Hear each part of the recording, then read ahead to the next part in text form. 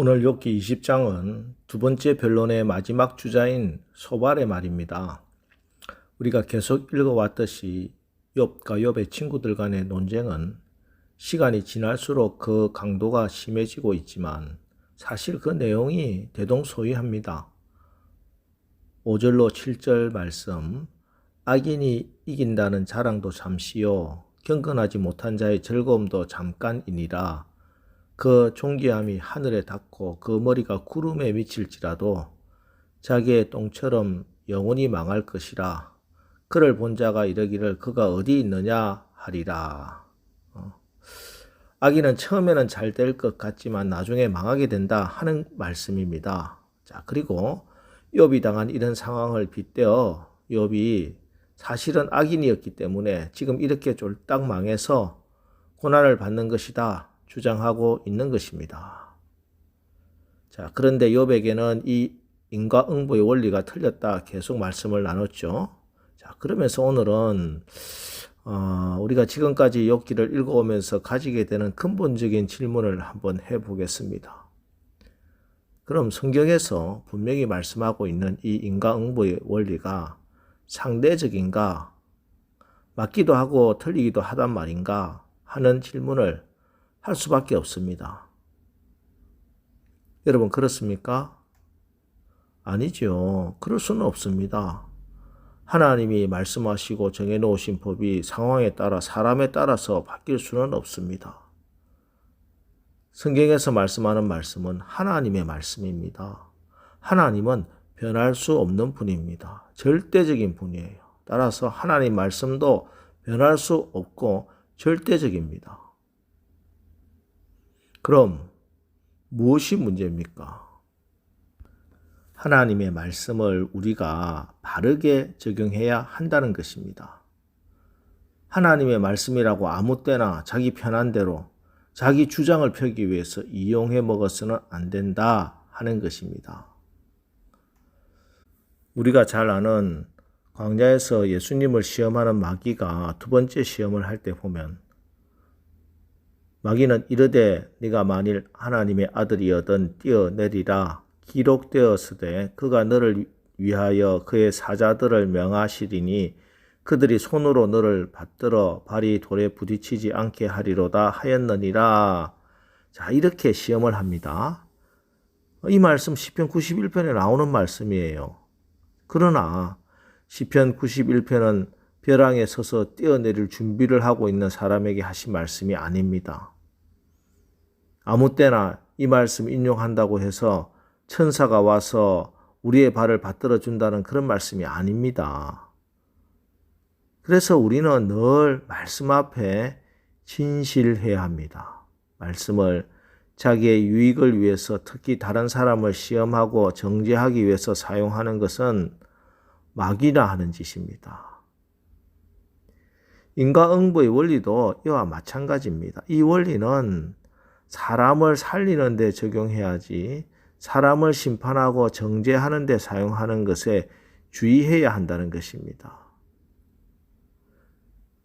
인과응보의 대표적인 구절은 갈라디아서 6장 7절로 9절 말씀입니다.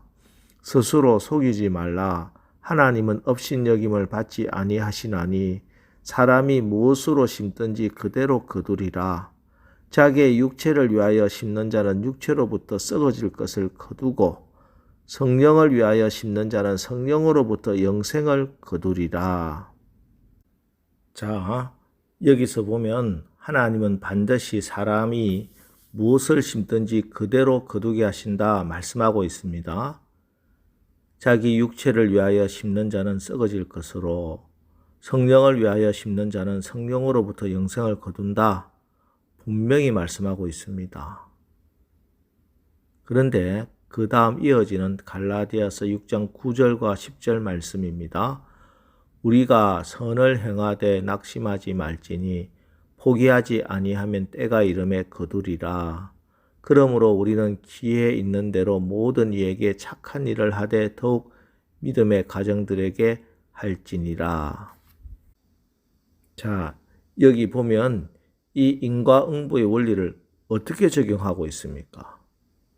성도들에게 선을 행하되 낙심하지 말라고, 때가 이르면 하나님이 거두게 하신다고 적용하고 있습니다.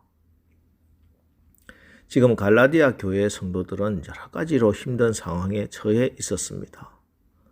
밖으로는 로마와 유대인들이 핍박하고 있었고, 안으로는 이단들로 인해 교회와 성도들을 혼란스럽게 만들고 있었습니다. 또한 물질적으로 가난한 성도들이 많아서 먹고 사는 문제 때문에 힘들어하는 경우도 많이 있었습니다.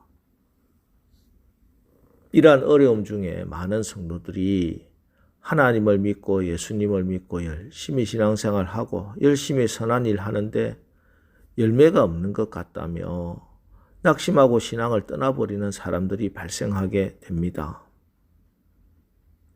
이런 소식을 들은 사도 바울이 갈라디아 교회와 성도들에게 이렇게 권면하고 있는 겁니다. 믿음 생활을 하면서 여러 가지 어려움들이 있다. 하지만 우리가 선을 행하고 믿음의 씨앗을 뿌렸으면 하나님은 반드시 하나님의 때에 거두게 하실 것이다. 그러니 낙심하지 말아라. 더욱 믿음의 사람이 힘을 합해서 주의 일을 잘 감당해라. 이 말씀입니다.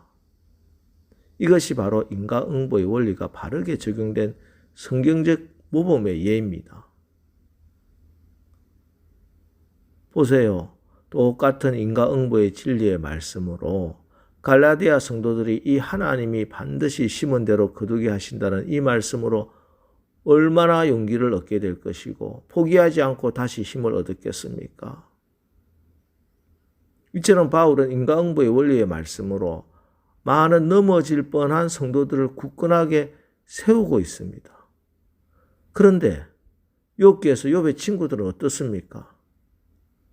뜻하지 않은 고통 중에 재앙 중에 있는 욥에게 겨우겨우 버티고 살아가고 있는 욥에게 욥의 친구들은 욥을 넘어뜨리기 위해서, 욥을 정죄하기 위해서, 낙심시키기 위해서 이 인과응보의 원리와 원칙을 사용하고 있는 겁니다. 똑같은 말씀인데 사도 바울은 격려와 위로를 위해서, 욥의 친구들은 욥을 정죄하고 비판하기 위해서 인과응보 원리 사용했습니다. 그래서 우리가 하나님의 마음을 아는 것이 중요합니다. 이게 특별히 기도하는 사람에게 가장 중요해요.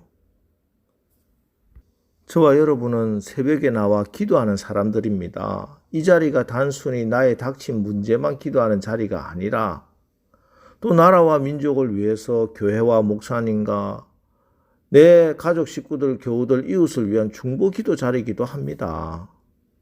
그럼 나는 과연 어떤 사람입니까?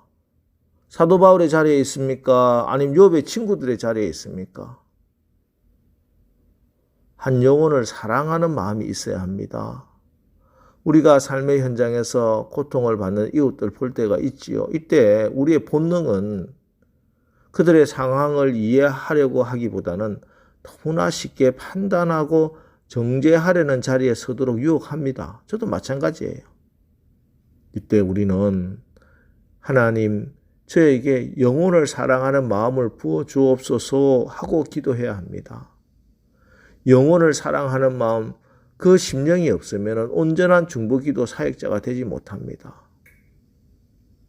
그래서 나중에 욥기 결론도요, 욥이 친구들을 위한 중보기도자로 변화되는 것으로 마감을 합니다. 오늘 우리를 이 새벽에 이 기도 자리로 불러주신 것도 우리가 이런 중보 기도자가 되는 과정 중에 한 과정이라고 할 수 있습니다. 우리가 욥기를 읽어가면서 하나님의 마음을 많이 알고 또 그 하나님의 마음을 나에게 많이 채우시기를 바랍니다. 그래서 우리의 이 새벽 기도가 성령께서 부어주시는 기도의 영으로 가득 차고 끊임없이 인내하고 용서하는 아비의 마음으로 영혼을 사랑하는 간절한 마음으로 드리는 중보기도가 되어서 하나님의 통치, 하나님의 나라의 역사를 보는 우리의 기도 자리와 기도의 시간이 되기를 예수님의 이름으로 축원합니다. 기도하겠습니다. 하나님, 우리가 욥기를 읽어가면서 단순히 아는 성경 구절, 성경 지식이 아니라 하나님의 마음을 알아가기를 원합니다. 그래서 우리가 이 새벽에 나와서 간절히 기도하는 이 기도가 하나님의 생명의 역사를 이루는 통로가 되게 하옵소서. 우리가 기도할 때 아직도 예수 믿지 않고 방황하는 내 남편, 내 가족이 예수 믿는 신실한 가장 교회 일꾼이 되게 하여 주시옵소서. 우리의 자녀들이 말씀과 기도로 거룩해지며 열방을 품는 비전을 가진 영적 거장으로 변화되게 하옵소서. 병마에 시달리는 우리 연약한 성도들 강건함을 잊게 하시고 성도들의 사업장이 번창하게 하시고 교회가 부흥하게 하옵소서. 예수님의 이름으로 기도합니다. 아멘. 자, 이제 주여 오늘 하루도 우리가 아버지의 마음으로 기도하고 응답받는 귀한 날 되게 하옵소서. 오늘 말씀을 붙들고 우리 합심해서 기도하고 나가겠습니다. 우리 기도하겠습니다.